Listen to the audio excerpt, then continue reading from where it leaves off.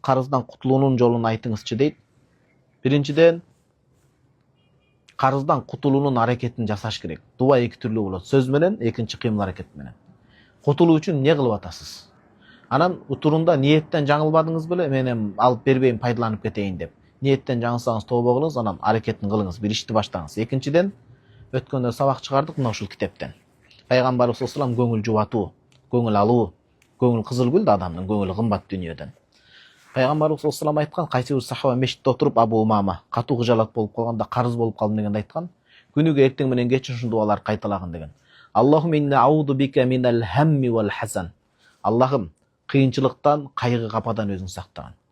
Ва аузу бика минал ажзи вал касал. Алсыздыктан жана оорудан өзүң сактаган, жалкоолуктан. Ва аузу бика минал жубни вал бухул. Сараңдыктан, коркоктуктан өзүң сактаган. Ва аузу бика мин галабати дайн ва кахрижал. Адамдардын үстөм чыгып шылдыңдоосунан жана карызга батуудан өзүң сактаган деген. Ушул дуаны көп айттым, аракетимди да кылдым, Кудайым тез арада карыздан кутулту дейт. Анан үчүнчү, бул дуадан кийин карыз ээлерин чогултуп айтыңыз, кимиңер кеч алсаңар кечке эле кыйналып атам, калганыңыздар мына мен качып кетпейм, биринин шапкасын бирине кийгизбейм, мына мен иштеп атам, буюрса кутулам деп беттешиңиз.